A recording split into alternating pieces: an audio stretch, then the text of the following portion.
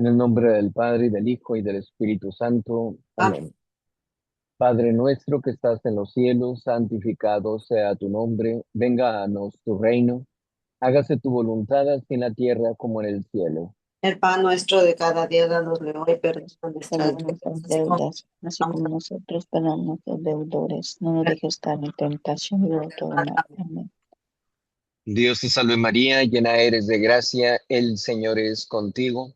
Bendita tú eres entre todas las mujeres, y bendito es el fruto de tu vientre, Jesús. Santa Santa María. María, Madre de Dios, ruega por nosotros pecadores, ahora y en la hora de nuestra muerte. Amén. Muerte, amén. Gloria al Padre, y al Hijo, y al Espíritu Santo. Como era en un Así como en un principio, principio, ahora y siempre, siempre, por por los los Los siglos siglos de de siglos los de los los siglos, siglos. amén. Amén. Sagrado Corazón de Jesús. en vos En vos confío, Confío. Oh dulce corazón de María. de la de salvación. la salvación Salvación de mía, la María. Señor San José. Rogad por nosotros. nosotros. En el nombre del Padre, y del Hijo, y del Espíritu Santo. Amén. Amén. Amén. Amén. Muy bien, vamos a compartir la pantalla.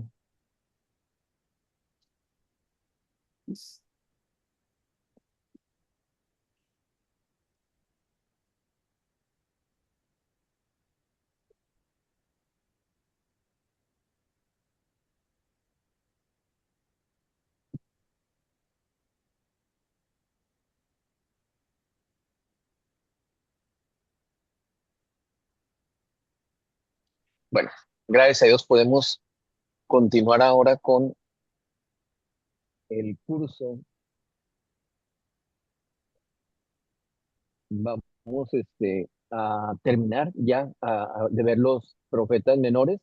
Habíamos visto la vez pasada hasta Sofonías, entonces ahora vamos a ver Ageo, Zacarías y Malaquías.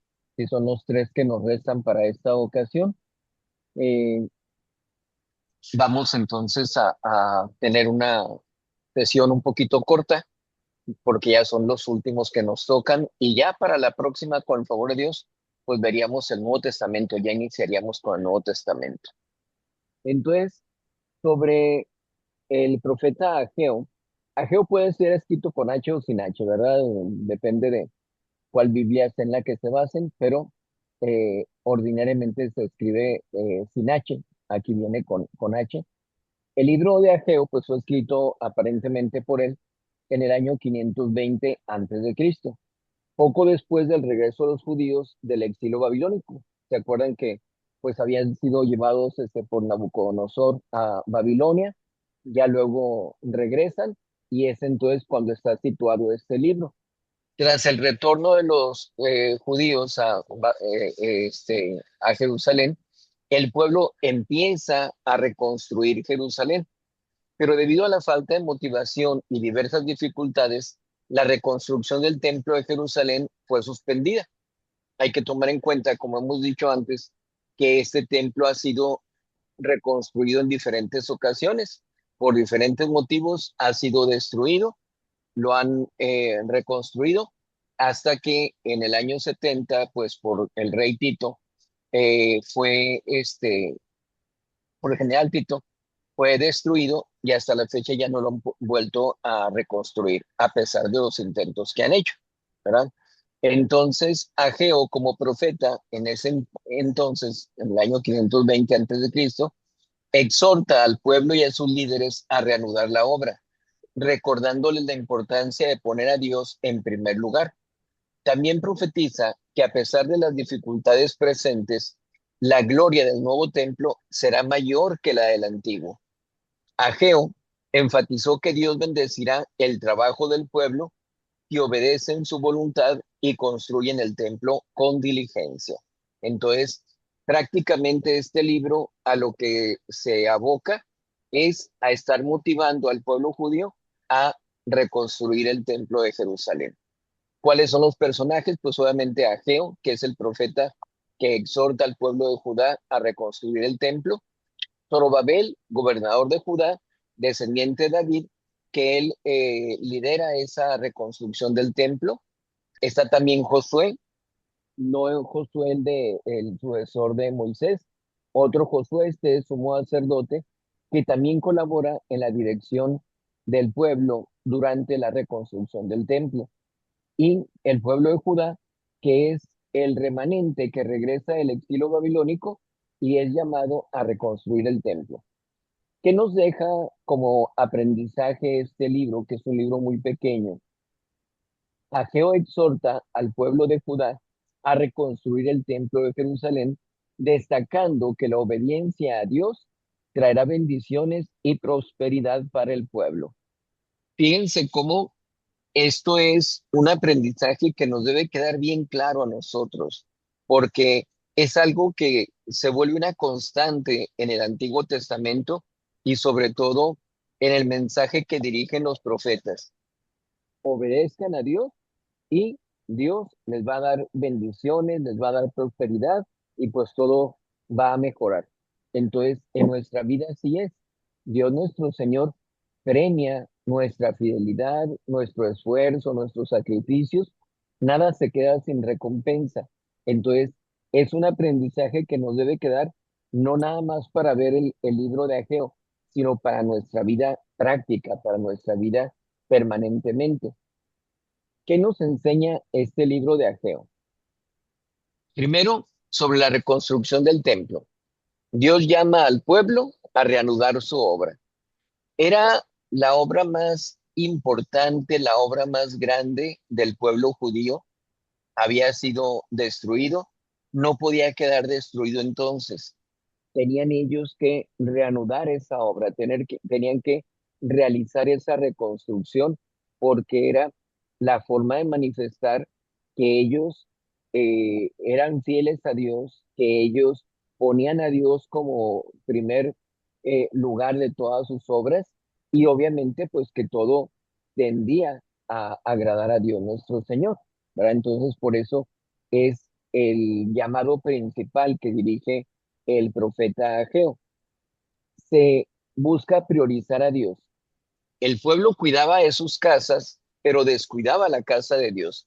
Por eso es necesario que surja el profeta Ageo, porque la gente como que no le importaba el templo, no le importaba su iglesia, podemos decir, y se abocaban a su vida material, su vida cotidiana, pero sin ocuparse de lo que realmente le corresponde a Dios, cuando Dios debe ocupar ese primer lugar. Para la feligresía de acá de Acapulco, recordarán que apenas el domingo hablábamos sobre eso, poner a Dios como principio de todas las cosas, ¿verdad? No hacer a un lado a Dios, porque en la, ¿cómo se llama? En la parábola que nos dijo nuestro Señor Jesucristo para el domingo, pues se muestra cómo se hace la invitación al banquete y los invitados por una razón o por otra se excusan para no asistir a ese banquete. No dicen vamos a caer en pecado, vamos a hacer cosas malas, no. Cada quien da una razón que son ordinariamente cosas buenas, entonces no condena a Dios esas cosas, ni la granja, ni las yuntas de bueyes, ni el matrimonio. Lo que condena, decíamos el domingo, es que se posponga a Dios y se pongan encima esas cosas. Entonces aquí el libro de Ageo nos habla sobre eso precisamente. El pueblo se encargaba de sus cosas cotidianas, pero descuidaba lo más importante, la casa de Dios nuestro Señor. Y muchas veces nos pasa así. Vemos cómo estamos viendo de las casas de cada familia que estén bien, el ponerle un nuevo piso, una nueva recámara, arreglar la cochera, etcétera, etcétera. Y resulta que la iglesia ni siquiera se ha iniciado la construcción o está cayendo de algún muro, etcétera.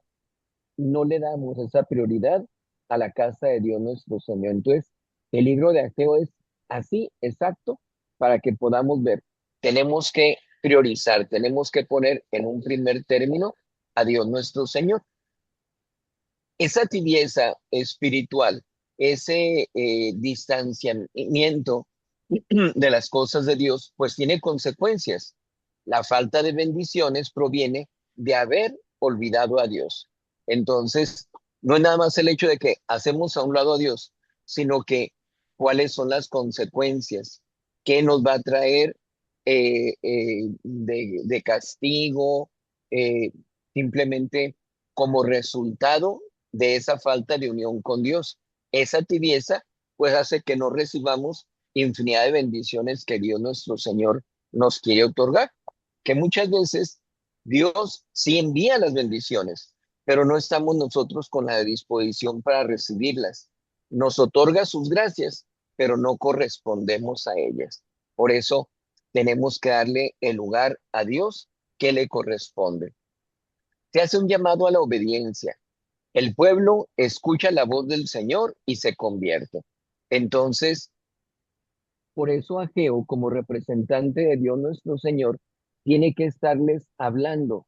Eh, Ese hablarles es la voz de Dios a través del profeta Ageo.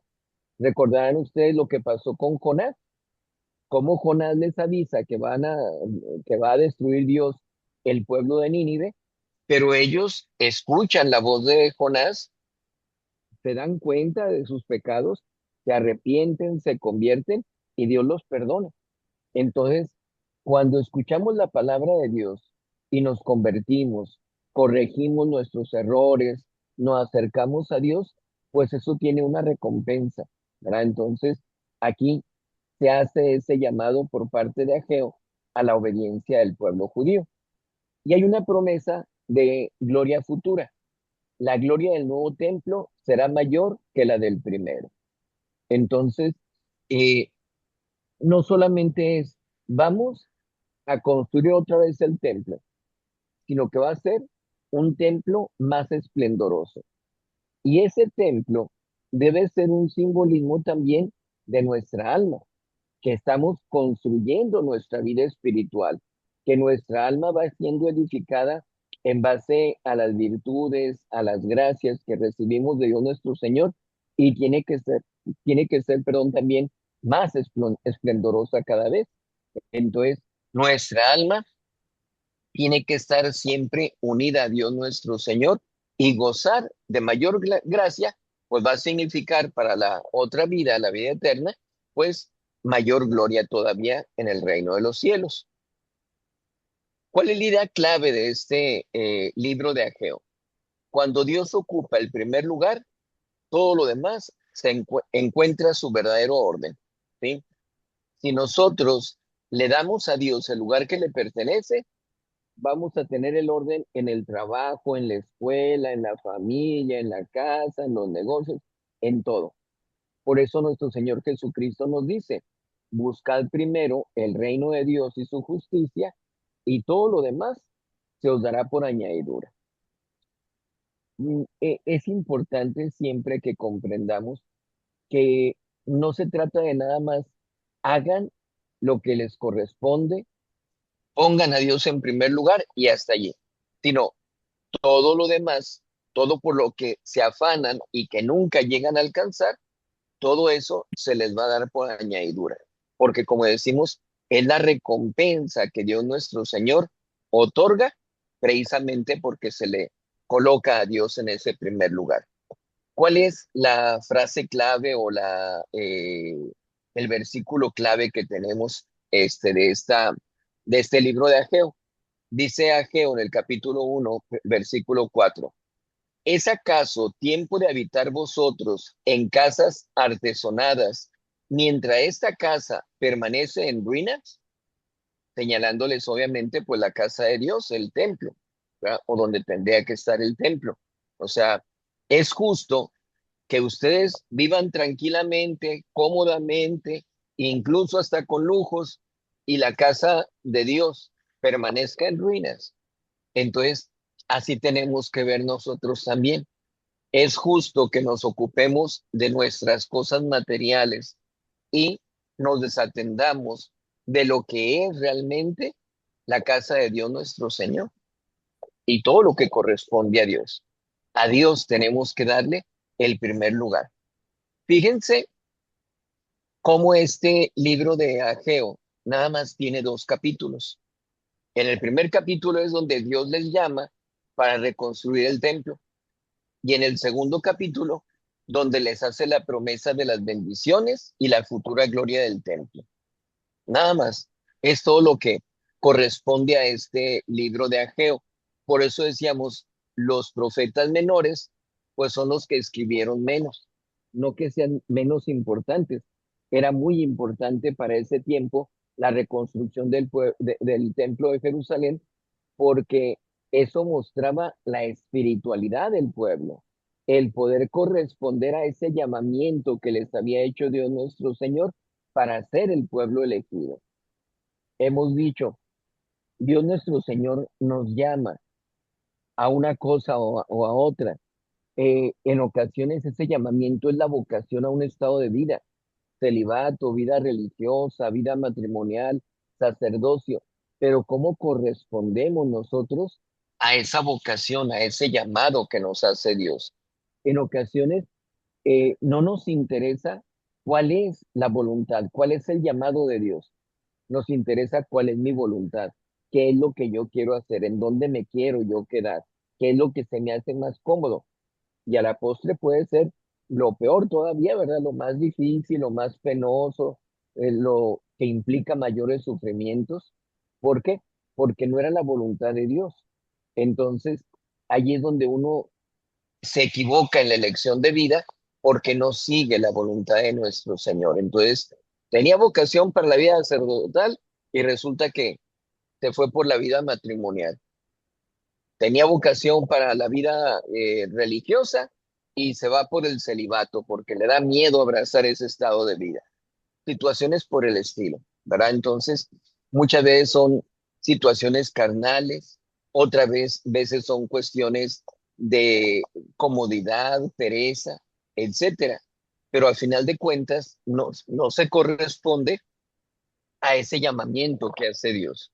Entonces aquí, en 2 capítulos, simplemente muestra a Ageo que Dios está haciendo un llamado a algo más importante, algo espiritual, y que ese llamamiento pues va a implicar bendiciones de Dios nuestro Señor.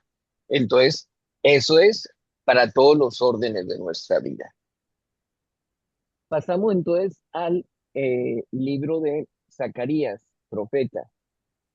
El libro de Zacarías pues fue escrito por Zacarías en el año 520, exactamente en el mismo tiempo de el libro de Ageo, poco después del regreso de los judíos del exilio babilónico. Tras su retorno, el pueblo comenzó a reconstruir Jerusalén, pero debido a la falta de motivación y diversas dificultades, la reconstrucción del templo de Jerusalén fue interrumpida. Se tardaron mucho en poder hacer esa reconstrucción. Zacarías, como profeta, exhorta al pueblo y a sus líderes a reanudar la obra, llamándolos a retornar a Dios y renovar su compromiso espiritual. También profetiza sobre el futuro glorioso de Judá, destacando la restauración y la promesa de salvación, apuntando a la venida del Mesías. Este libro de Zacarías es un libro un poquito más extenso, no es tan cortito como el de Ageo, que era nada más de 2 capítulos. Este es un libro un poquito más extenso, porque como decimos, pues aquello para lo que los había llamado Ageo, pues no lo completaron. Entonces, a Zacarías le corresponde complementar esa obra que había iniciado Ageo. Y no solamente se les habla de esa gloria del templo de Jerusalén, sino también de Judá, ¿verdad? Entonces, de esa manera, pues se les está motivando para poder ellos cumplir con esa encomienda que les hace Dios nuestro Señor. Los personajes, pues son Zacarías, el profeta que exhorta al pueblo de Judá a volver a Dios y a reanudar la reconstrucción del templo de Jerusalén. Zorobabel, gobernador de Judá, que lidera al pueblo en la reconstrucción del templo, le toca también en ese tiempo, ¿verdad?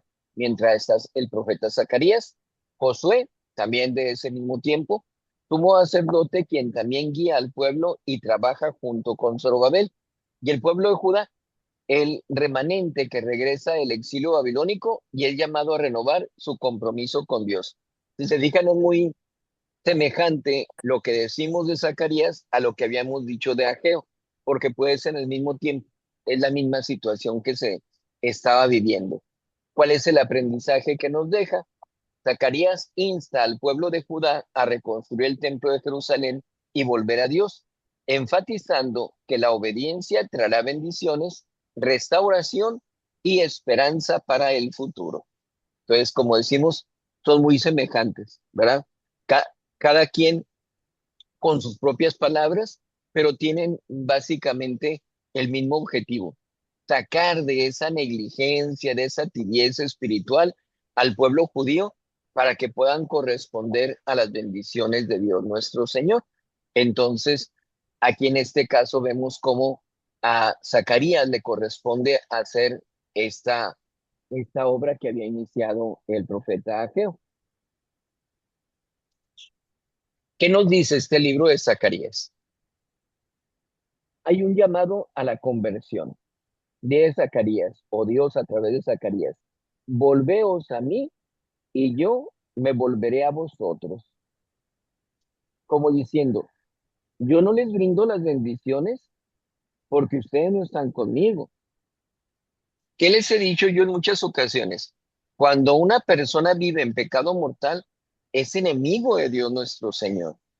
Entonces, ¿cómo va a querer un enemigo de Dios recibir las bendiciones de Dios?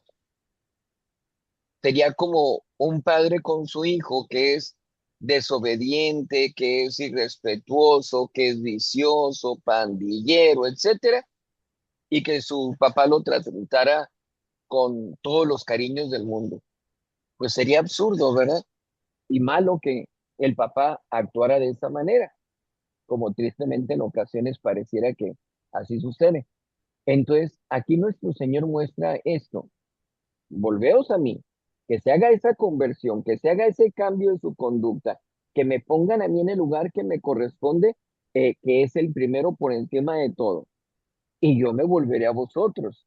Yo les otorgaré todas las bendiciones que necesitan para toda su vida, para todas las cosas, ¿sí? Entonces se hace ese llamado a la conversión. Se les pide la reconstrucción del templo. Se anima al pueblo a reanudar su obra. Ya la habían empezado, continúen entonces. Ya habías dejado el vicio, el alcoholismo, la drogadicción, la pornografía, etcétera. Ya habías dejado eso, no regreses a lo mismo. Tienes que corregir esas faltas, tienes que acabar con esos demonios definitivamente. Entonces, hay que complementar esa obra que se había iniciado. Visiones proféticas. Este libro de Zacarías está lleno de visiones proféticas, por eso la invitación a leer el libro de Zacarías, para que vayan viendo el arte poético, todo lo que encierran estas profecías o estas visiones proféticas que tiene Zacarías, para que de esa manera veamos nosotros qué es realmente lo que se les quiere dar a entender tanto a Zacarías como al pueblo de Judá. Eh, Se habla de caballos, de cuernos, candelabros, un rollo volador, y Dios protege y purifica a su pueblo.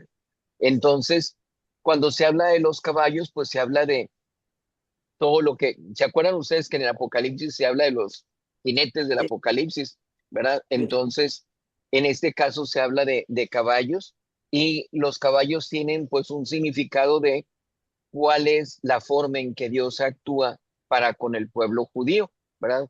Cuáles son los órdenes que está atendiendo, como diciendo, Dios está cubriendo todo por esa vigilancia, por ese orden, esa providencia que tiene de todas las cosas. Los cuernos siempre son como un simbolismo de poder. Entonces esos cuernos son cuernos que están azotando al pueblo de Judá, y cómo pues sufren ellos todas esas consecuencias, pero viene esa protección de Dios nuestro Señor. Viene el candelabro que se dice es alimentado por unos olivos, entonces un candelabro de oro que pues siempre vemos en el candelabro el símbolo de la fe, la luz, ¿verdad? Que tiene que haber. Entonces aquí vemos esta visión que tiene de ese candelabro, que tiene que ser alimentado con las buenas obras de parte de la gente. Entonces, es el cómo tiene uno que ser virtuoso para ello. El rollo volador, pues hagan de cuenta que es un rollo con la ley, con la palabra de Dios nuestro Señor, y que anda rondando por todas partes, mostrando, esta es la voluntad de Dios. Esto es lo que Dios quiere que hagan.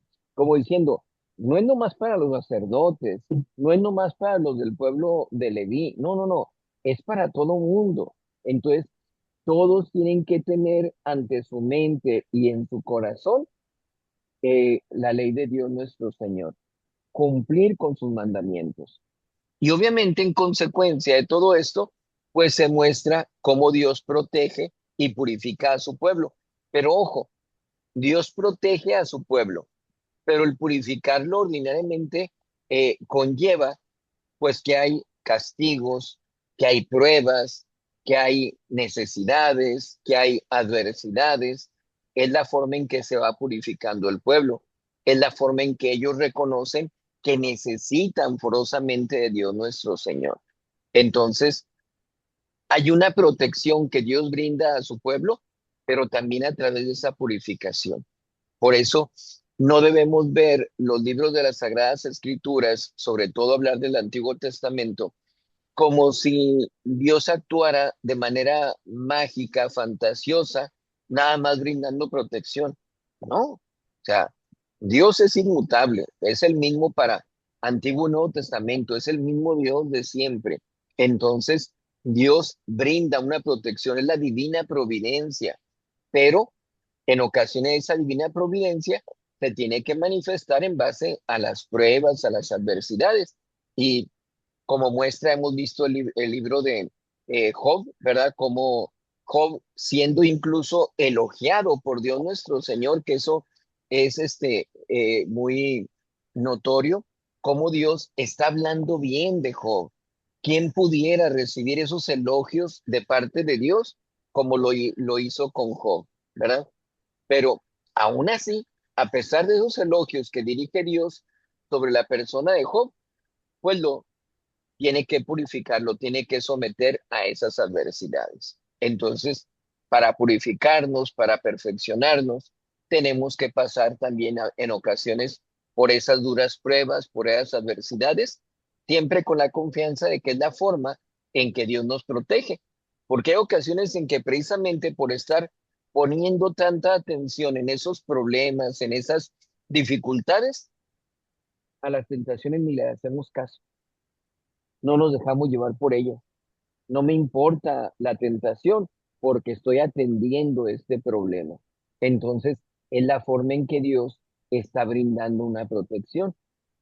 Esa es una enseñanza que debemos tener nosotros del libro de Zacarías. Se habla acerca de la confianza en Dios. Dice, no con ejército ni con fuerza, sino con mi espíritu. Así es como se alcanza eh, lo que es la voluntad de Dios nuestro Señor. ¿Se acordarán ustedes cuando vimos el caso de el libro de los jueces, que veíamos a Gedeón, cómo forma él su ejército de 10,000 hombres y le dice Dios, no, con ellos no, y le va restando a su gente hasta que se queda nada más con 300 personas, para que se muestre que la victoria no iba a ser por los hombres, sino por Dios nuestro Señor. Entonces, lo que nosotros tenemos que ejercitar es nuestra alma, nuestro espíritu. Tenemos que ejercitar nuestra voluntad, nuestra caridad, el amor a Dios por encima de todas las cosas y el amor al prójimo como a nosotros mismos. Eso es lo que nos dice nuestro Señor. Y así es como debemos basar nuestra confianza en Dios, en que es a través de esa unión con Dios como se van alcanzando todos los objetivos. Se habla acerca de la esperanza futura. Jerusalén será restaurada y bendecida. Decíamos, ya no nada más se está hablando de la gloria del templo de Jerusalén, se habla de toda Jerusalén, ¿sí? Jerusalén será restaurada y bendecida. Vienen del exilio, ¿verdad? De Babilonia, cuando pues han sido ninguneados, menospreciados, eh, se han burlado de ellos, ¿verdad? De cómo Dios los estaba protegiendo y miren dónde vienen a caer. Ah, bueno, ahora va a ser restaurada Jerusalén, va a recibir esas bendiciones de Dios nuestro Señor. ¿Por qué? Porque Dios va a estar con ustedes. Entonces, igualmente para nuestra alma, si nosotros le otorgamos a Dios el lugar que le corresponde, pues Dios nos va a restaurar espiritualmente también. La idea clave de este libro de Zacarías: Dios no abandona a su pueblo, lo purifica y lo prepara para la llegada del Mesías.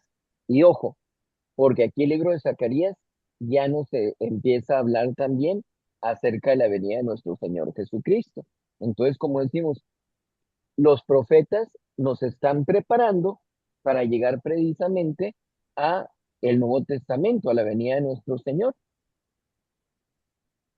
Restaurado es igual que mejorado, sí, no, no al 100% la conversión, ¿verdad? Pero sí, restaurar es restablecer, volver a colocar en el lugar que le corresponde. Entonces a eso se refiere en el restaurar al pueblo de Israel. Bueno, Jerusalén específicamente, ¿verdad? Refiriéndose a la ciudad. ¿Cuáles son las profecías mesiánicas que tenemos aquí? Primero, la del rey humilde. Fíjense cómo este libro específicamente nos va a mencionar varias profecías acerca de nuestro Señor Jesucristo. He aquí que tu rey viene a ti montado en un asno. Esto es en el capítulo 9, versículo 9. He aquí que tu rey viene a ti montado en un asno, que no está hablando acerca de la entrada triunfal de nuestro Señor Jesucristo en Jerusalén. Una entrada triunfal que aventaban los ramos al paso de nuestro Señor y que gritaba a la gente: Hosana al Hijo de David, bendito el que viene en el nombre del Señor. Una entrada triunfal, pero viene nuestro Señor entrando arriba de un pollino, un asno, ¿verdad? Con esa humildad se presenta nuestro Señor. Sí es rey, pero sí es humilde también. Es esa conjunción de nuestro Señor Jesucristo como no se da con ningún otro rey.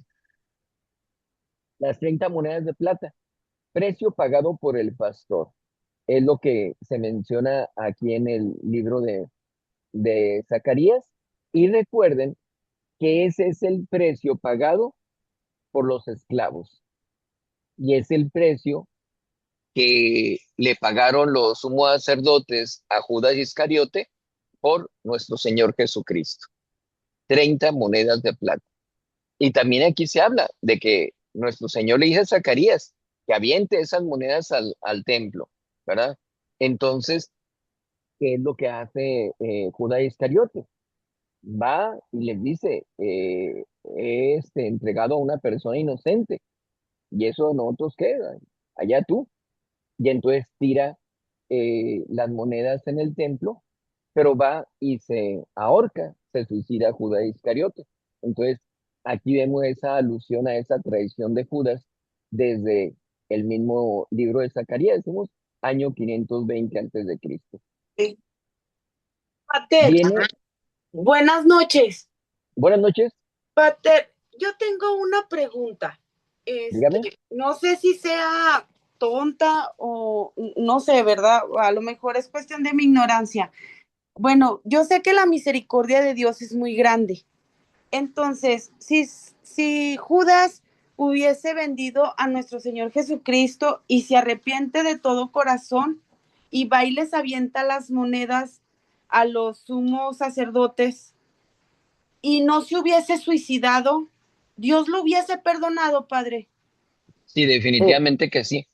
Y si lo hubiera podido perdonar, como sucedió lo de San Pedro, ¿verdad? Que San Pedro niega en 3 ocasiones, no una nada más. En 3 ocasiones niega a nuestro Señor Jesucristo, pero él sí se arrepiente, él sí llora por ese pecado y se acerca a nuestro Señor Jesucristo, ya después Muerte. de su muerte, ¿verdad? Entonces, en el caso de Judas Iscariote, aun y cuando él cometió ese gravísimo pecado de traicionar a nuestro Señor, al momento en que él va y regresa las monedas, está mostrando que él reconoce que no hizo lo correcto. El problema es que hay una gran diferencia entre remordimiento y Arrepentimiento. arrepentimiento. Así es. Entonces, yo les he platicado, por ejemplo, de aquella persona que decía que pues estaba muy arrepentida, que le dolía mucho, un pecado muy grave que había cometido de aborto, y le digo, acérquese a confesar, al párroco se le da la facultad para que un número tal de ocasiones se pueda perdonar ese pecado, este, y resulta que no se acerca a la confesión. Pasa cierto tiempo y luego vuelve otra vez y llore, que porque este pecado, que... A ver, espéreme, eso ya no es arrepentimiento, eso es un remordimiento, porque si fuera arrepentimiento, se hubiera acercado a confesar y hubiera estado perdonado su pecado. Es que yo pienso que todavía tengo que eh, pagar por mi pecado. Es que lo que haga en pecado mortal no le sirve para nada. Nuestras obras sin Dios no son nada absolutamente. Necesitamos de la gracia de Dios nuestro Señor. Entonces, allí está la diferencia entre el remordimiento, que es lo que presenta Judas Iscariote, y el arrepentimiento de parte de San Pedro. San Pedro se arrepiente y se convierte. Judas Iscariote tiene el remordimiento y va y se suicida. Pero específicamente, si no se hubiera suicidado, si hubiera tenido el arrepentimiento y hubiera pedido perdón a Dios, Dios lo hubiera perdonado. Definitivamente que sí. Y no tiene nada, Gracias, Pater. mándeme, de nada para servirle. No tiene nada de tonta la pregunta. De hecho, nunca vean una pregunta como tonta porque es preferible siempre salir de la duda, ¿verdad? Que quedarnos así con ella. Pero aquí hay que tomar en cuenta que hay mucha gente que dice, pero ¿por qué Dios fue tan injusto? Si ya estaba escrito que Judas Iscariote lo iba a traicionar, ¿por qué lo condena? No. Que no No son. es no es la situación de que estuviera escrito.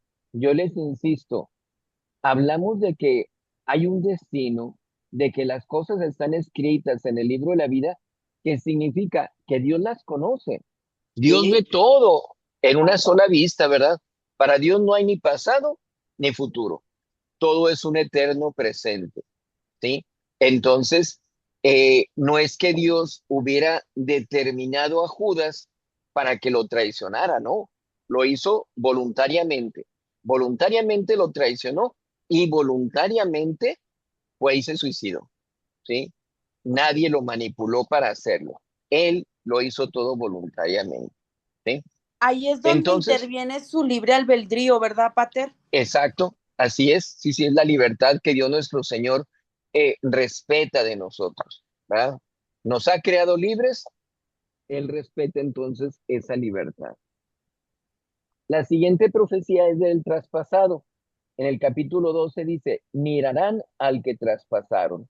Y sabemos que nuestro Señor Jesucristo, el soldado Longinos, pues lo traspasa a nuestro Señor con su lanza, ¿verdad? Y pues sabemos que Longinos recupera la vista, le cae la sangre en los ojos, recupera de esa manera la vista y se va a lo que se conoce ahora como la ciudad del anciano, que también significa lanza, que es donde se da el milagro eucarístico. Entonces, fíjense cómo desde el siglo sexto antes de Cristo, pues ya viene esta profecía. Mirarán al que traspasaron. Entonces ya aquí se habla de eso, de ese hecho de nuestro Señor. El pastor herido. Heriré al pastor y se dispersarán las ovejas. En el capítulo 13. ¿Qué, qué pasa? Aprender a nuestro Señor Jesucristo en el huerto de los olivos, lo llevan vendado de los ojos, lo van golpeando en el camino Pero ¿qué pasa con toda la gente que estaba a su alrededor? Principalmente con los apóstoles. Se dispersan, se retiran de nuestro Señor, ¿sí? De todos los apóstoles, el único que va a regresar, y yo digo es por la Santísima Virgen María, es San Juan, ¿verdad? Porque la Santísima Virgen María regresa ante nuestro Señor, va a su encuentro en el camino de la cruz. Y San Juan pues la va acompañando. Probablemente si la Virgen María no le hubiera dicho, vamos a verlo, a lo mejor no hubiera ido. ¿Cuánto tiempo tarda en ir San Juan con la Virgen María? Pues no sabemos, ¿verdad? También porque ya está ese momento de la cuarta estación que vemos en el Vía Crucis, es cuando se encuentra la Virgen con nuestro Señor. Otra profecía es el reino universal de Dios. El Señor reinará sobre toda la tierra, en el capítulo 14. Entonces nos habla aquí acerca de el reinado que va a tener Dios nuestro Señor, ¿verdad? Porque aún a pesar de todas las cosas que vemos, a pesar de que vemos cómo va triunfando la maldad a cada momento, pues va a llegar el momento en que también reine Dios nuestro Señor, ¿verdad? Nuestro Señor Jesucristo le dice a Pilatos, mi reino no es de este mundo, como diciendo, todavía, ¿verdad? Todavía no llega el momento, pero va a llegar el momento, ¿por qué? Porque se tiene que cumplir con la justicia de Dios nuestro Señor y la gloria de Dios tiene que quedar completamente manifiesta. ¿Cuál es la idea clave que tenemos en estas profecías mesiánicas de Zacarías? Zacarías es uno de los profetas que anuncia con mayor claridad la venida, pasión, muerte y triunfo glorioso de nuestro Señor Jesucristo. Les puedo decir entonces, entre las profecías de Isaías y estas profecías de Zacarías, hay una conjunción de todo lo que es la vida de nuestro Señor, ¿verdad? Por eso, en el caso de Isaías se le considera como el protoevangelio, el primer evangelio, porque habla siglos antes de la vida de nuestro Señor Jesucristo. Y Zacarías habla de cosas muy puntuales también sobre nuestro Señor. ¿Cuál es el versículo clave que encontramos aquí? Dice, alégrate mucho, hija de Sión. He aquí que tu rey viene a ti, justo y salvador. Entonces, ese es el versículo, el capítulo 9, versículo 9 del libro de Zacarías. Alégrate mucho, hija de Sión. He aquí que tu rey viene a ti, justo y salvador. Entonces, es una esperanza que debemos tener en esa venida de nuestro Señor y es eh, la confianza en la providencia de Dios y el darle a nuestro Señor el lugar que le corresponde, ¿verdad? Para rendirle esa gloria que únicamente le pertenece a Él. El libro de Zacarías tiene 14 libros, 14 capítulos. En el primero vemos algunas visiones de Zacarías acerca del futuro de Israel, que es cuando empieza a pues motivarlos para que reconstruyan el templo. Capítulo 2, la promesa de la restauración y la venida del Mesías. Ya desde el capítulo 2 ya vamos viendo cómo se habla acerca de nuestro Señor. Hay una visión de Josué en el capítulo 3 que se ve a Josué pues con harapos, sucio, mostrando el pecado del pueblo, del pueblo judío, el pueblo de Judá, y luego cómo Dios manda que se le vista con ricas vestiduras, mostrándole la conversión que debe tener el pueblo de Judá. Entonces, se tienen las profecías acerca de la corrupción, la idolatría, todas las faltas cometidas por parte del pueblo judío, el llamamiento al arrepentimiento, a la justicia, las promesas de prosperidad y decimos continuamente, pues se dan las profecías sobre nuestro Señor Jesucristo como Mesías, hasta concluir en el capítulo 14 con la venida de nuestro Señor y el establecimiento de su reino. ¿Sí? Entonces eso es en cuanto a Zacarías. Entramos al último de los profetas del Antiguo Testamento, de los profetas menores, que es Malaquías. Malaquías es el último profeta y significa su nombre mi mensajero. Vamos a ver por qué. El libro de Malaquías fue escrito aproximadamente en el siglo V antes de Cristo, tras el regreso del exilio babilónico y durante el periodo de reconstrucción de Jerusalén, un poquito después de los acontecimientos de Ageo y de Zacarías. Aunque el templo había sido reconstruido y el culto restablecido, el pueblo de Israel y sus líderes enfrentaban una gran apatía espiritual. La adoración a Dios se había vuelto formal y carecía de devoción genuina. El libro contiene una serie de acusaciones contra el pueblo y sus líderes, destacando la corrupción de sus sacerdotes, el desprecio por las ofrendas de Dios, el divorcio y la infidelidad del pueblo. Malaquías también profetiza sobre la llegada de un mensajero cumplido en San Juan Bautista y la llegada del día del Señor, que traerá juicio y restauración para los fieles. Entonces aquí ya nos adelantamos un poquito más, ya se hace la reconstrucción, pero hay esa negligencia de parte del pueblo judío y no solamente se refiere a la cuestión del culto, sino nos damos cuenta que aquí entra también San Malaquías en hablar acerca de lo que es la infidelidad, el adulterio, que son faltas muy señaladas por parte del profeta Malaquías como cosas despreciables a los ojos de Dios nuestro Señor. Entonces, son cosas que tristemente se ven como muy común en nuestro tiempo, pero vale la pena que veamos el libro del profeta Malaquías para que nos demos cuenta realmente lo que significan esos pecados a los ojos de Dios nuestro Señor. De los personajes, pues obviamente el profeta Malaquías, que denuncia la corrupción y la negligencia religiosa del pueblo de Israel. Dios, quien a través de Malaquías exhorta al pueblo a volver a la fidelidad y obediencia. Los sacerdotes y líderes de Israel, que son los responsables de la corrupción y negligencia en el servicio a Dios, son los que no tienen el orden debido en el culto.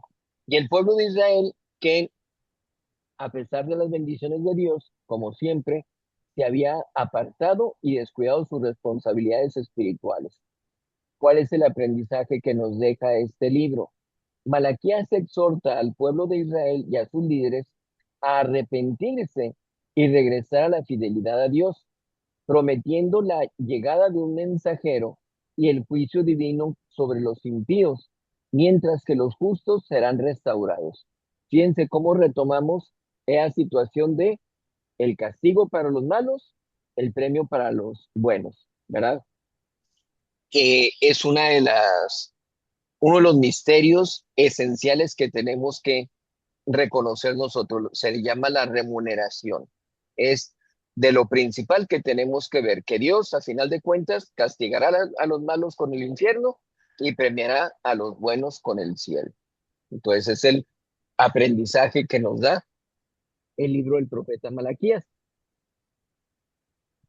En primer lugar, Dios recuerda su amor por Israel. El pueblo se ha olvidado de los beneficios de Dios. Si nosotros leemos todo el Antiguo Testamento, nos damos cuenta de todas las bendiciones que Dios les dio, cómo los protegió, cómo los puso por encima de otros pueblos, cómo los ayudó a vencer en guerras que estaban completamente perdidas, cómo los perdonó a pesar de sus continuas infidelidades. Y dice uno, ¿y cómo vuelven a caer en lo mismo? ¿Cómo vuelven a apartarse de Dios? ¿Cómo vuelven a renegar de Dios? Pero basta con que veamos nuestra vida personal para decir, a mí Dios también me ha llenado de beneficios, de gracias, de bendiciones, y sigo ofendiéndolo, sigo cayendo en pecado. Entonces, este recuerdo debe significar para nosotros pues la serie de bendiciones que Dios nuestro Señor nos ha otorgado y que siempre tienen que estar ante nuestra vista. Todo lo que Dios nuestro Señor nos llega a bendecir. la reprensión que se hace a los sacerdotes y al pueblo. Hay un culto, sí, pero es un culto ofrecido con negligencia. Entonces, no se está cumpliendo de corazón, con devoción ese culto. Pero también la gente no tiene esa reverencia. ¿Te acuerdan que hay una frase que dice que el pueblo tiene el gobernante que merece? En la vida espiritual sucede lo mismo. El pueblo tiene el sacerdote que merece. Entonces, se da ese círculo vicioso. No hay la debida diligencia, respeto de parte de los sacerdotes, no hay la debida piedad, reverencia de parte de los fieles. No encuentra Dios esa reverencia de parte de los fieles, pues en consecuencia no van a tener tantos sacerdotes. Entonces es un círculo que se da. Por eso la reprensión que dirige el profeta Malaquías tanto a los sacerdotes como al pueblo. Hay un llamado que se hace a la fidelidad y aquí es donde decíamos, se condena el divorcio, la infidelidad y la tibieza espiritual. Ya no hablamos entonces nada más del culto, hablamos del estilo de vida que estaban llevando. Ya se apartan de los mandamientos de Dios nuestro Señor y justificaciones va a haber muchas, pero a final de cuentas lo que está haciendo es quebrantar la voluntad de Dios nuestro Señor, las disposiciones que Él ha dejado. Por eso nosotros debemos de corresponder a ese llamado que nos hace Dios, a esa fidelidad, para que lo que es malo, lo que Dios nos ha señalado como malo, nosotros lo condenemos como malo siempre, y lo que es bueno, lo practiquemos como bueno. Se da la profecía del sacrificio universal. Dice en el capítulo 1, versículo 11, desde el nacimiento del sol hasta el ocaso, se ofrece a mi nombre una ofrenda pura. No se puede referir a los sacrificios del Antiguo Testamento, porque decimos que se habla claramente de no te fueron agradables a ti los sacrificios de los machos cabríos ni de la becerra. Es decir, esos sacrificios no son agradables a Dios nuestro Señor. Cumplieron con su cometido de mostrar la disposición del pueblo judío de reparar por pecado original y todos los demás pecados cometidos, ¿verdad? Por sus infidelidades. Pero al final de cuentas, no es una ofrenda pura. La ofrenda pura que desde el nacimiento del sol hasta el ocaso, es decir, en todo el orbe, se refiere al sacrificio de nuestro Señor Jesucristo, a la celebración de la Santa Misa, que es la perpetuación del sacrificio de nuestro Señor Jesucristo. Por eso, la universalidad de la Iglesia Católica, que en todos lados tiene que celebrarse la misma misa, ¿sí? Ahí es donde está esa universalidad de este sacrificio. Se da también en el libro de Malaquías el anuncio del Mesías y su precursor San Juan Bautista. Dice, vendrá el Señor a su templo, será precedido por un mensajero. Entonces, tanto se habla de la venida del Mesías, de nuestro Señor Jesucristo, como se habla del mensajero que viene adelante de él, que es San Juan Bautista. El día del Señor, un juicio para los impíos y salvación para los justos. Recalcamos esa distinción. El castigo para los malos, el premio para los buenos. La idea clave de este libro es que Dios pide un culto digno, un culto correcto, el culto que ha dejado Dios nuestro Señor, no las asambleas eucarísticas supuestas, los bailes, los gritos, las máscaras, no, no, no, un culto digno, lo que es el sacrificio de nuestro Señor Jesucristo, corazones fieles, que uno siga realmente la celebración de la Santa Misa, que acerque uno a los sacramentos, que viva en la gracia de Dios nuestro Señor y preparación para la llegada del Mesías prometido, que en nuestro caso pues sería la preparación para el encuentro con Dios nuestro Señor en el reino de los cielos.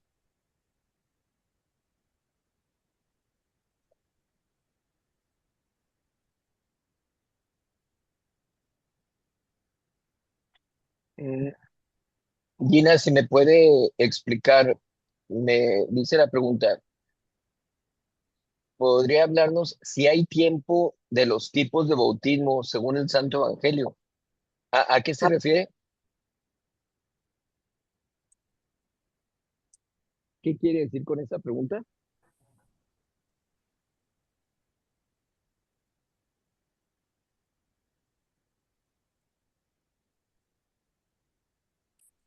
Bueno, lo que pasa es que uno es el bautismo de Juan el Bautista y otro el bautismo de nuestro Señor Jesucristo, que es el sacramento. Básicamente son esos dos los bautismos. Antes de San Juan Bautista no había bautismo, no existía bautismo.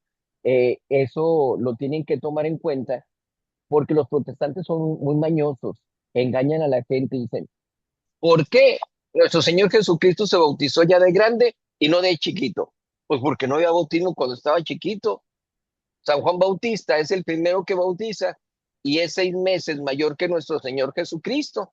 ¿Cómo querían que recién nacido fuera a bautizar al niño Jesús? ¿Verdad? Entonces no existía bautismo. Pero nuestro Señor Jesucristo se bautiza a los 30 años, no porque fuera a recibir un sacramento. San Juan Bautista no administraba ningún sacramento. Los sacramentos son originados en Dios nuestro Señor. San Juan Bautista, perdón, bautizaba para simbolizar el arrepentimiento, la conversión. Nuestro Señor no necesitaba eso, pero se bautiza a esa edad, por un lado, para unificar a toda la gente. Nada de que yo soy discípulo de Juan el Bautista, yo soy discípulo de Jesús de Nazaret. No, estamos juntos. Es unificar a todos. Por eso también San Juan manda cuando está en la cárcel a sus discípulos, vayan y pregúntenle, ¿es a él a quien tenemos que seguir o tenemos que esperar a otro? Sabía perfectamente San Juan que era nuestro Señor al que tenían que seguir, porque él mismo lo dijo. He aquí el Cordero de Dios que ha bajado del cielo, ¿verdad? Entonces él lo había reconocido ya, había visto al Espíritu Santo bajar sobre nuestro Señor Jesucristo.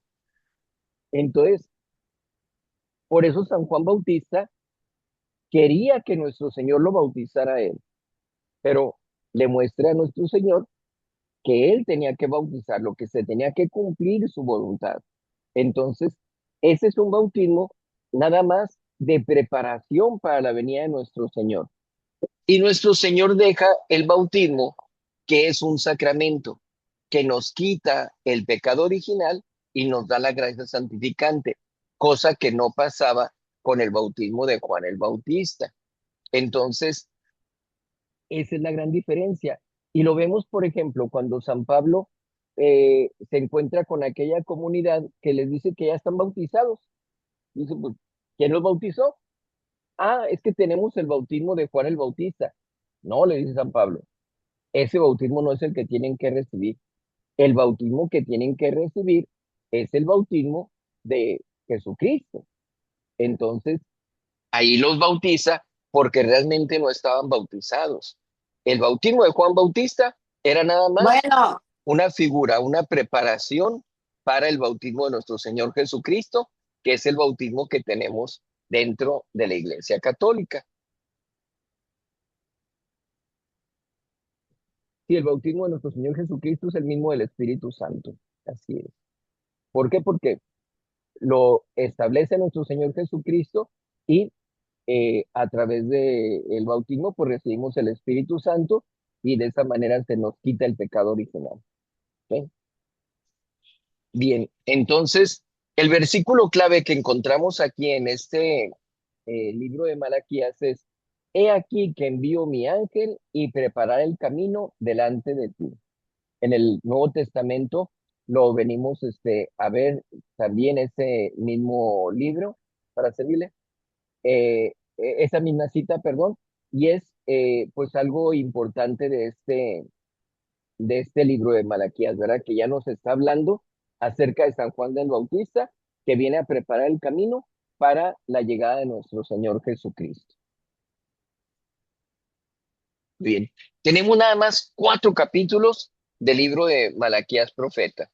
En el primero, denuncia la negligencia de Israel y su amor que tiene por ellos, ¿verdad? Para que se contraste una cosa con la otra. En el capítulo 2, se reprende a los sacerdotes por la corrupción y la negligencia del pueblo. Y en el capítulo 3, la venida de Elías y la purificación del pueblo. Y en el capítulo 4, la promesa de restauración y juicio final. Son únicamente esos los 4 capítulos que tenemos de este libro. ¿Sí?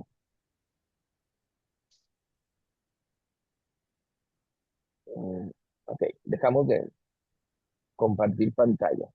Ya, con eso terminamos entonces estos 3 profetas que nos faltaban de el Antiguo Testamento.